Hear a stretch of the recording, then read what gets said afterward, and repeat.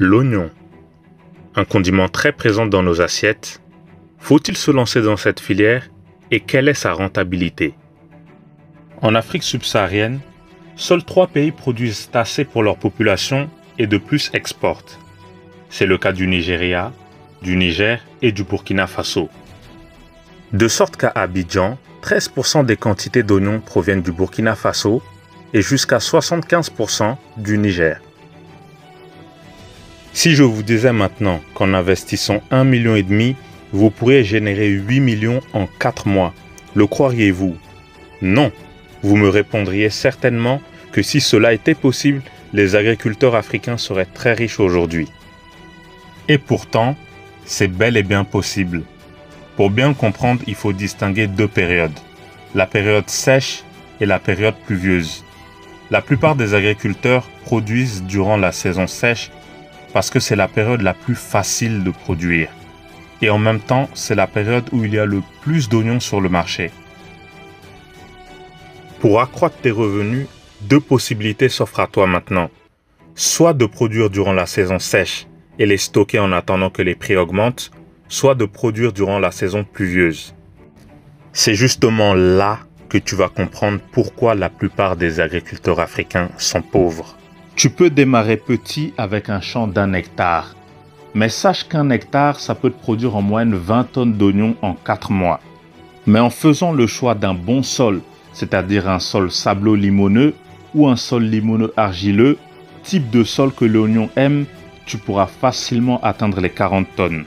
Après avoir acheté ton terrain, il est maintenant temps de le préparer. Fertilise-le et prépare ta pépinière. Une fois cela fait, il est temps de maintenant planter les oignons. Et tu as aussi 2 choix maintenant, soit de planter les bulbes, soit de planter des graines. En général, les agriculteurs préfèrent planter les bulbes parce qu'elles sont plus résistantes. Mais ça n'est qu'une question de choix. Arrose les oignons 1 à 2 fois par semaine jusqu'à ce qu'elles deviennent mûres. Pour le savoir, tu constateras que les feuilles deviendront jaunes et tomberont. À ce stade-là, tu n'as plus besoin de les arroser. Plie juste le reste des feuilles et laisse-les dans le sol sécher pendant 2 semaines afin que les bulbes deviennent plus sèches et plus solides. Quand vient le moment de la récolte, fais couper le col des oignons et laisse-les sécher à l'air libre dans un endroit sec pendant encore quelques jours.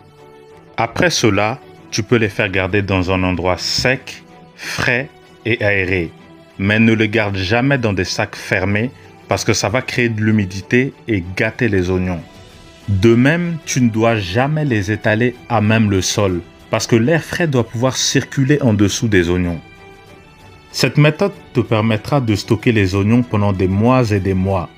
Par contre, tu devras de temps en temps faire trier les oignons au cas où il y en a qui se gâteraient et qui pourraient infecter les autres. Le prix du kilo d'oignons varie entre 400 et 500 francs en fonction des variétés. Mais ces prix augmentent durant la saison des pluies. Si tu les vends à ce moment-là, tu pourras alors gagner beaucoup d'argent. Parce que produire des oignons pendant la saison pluvieuse, c'est quelque chose de compliqué. Et la plupart des agriculteurs ne le tentent même pas. Donc si tu conserves les tiens jusqu'à cette période et tu les vends, tu vas toucher le jackpot. Merci d'avoir suivi cette vidéo. Abonnez-vous, partagez-la et surtout restez connectés parce qu'on se retrouve dimanche prochain pour un nouveau thème.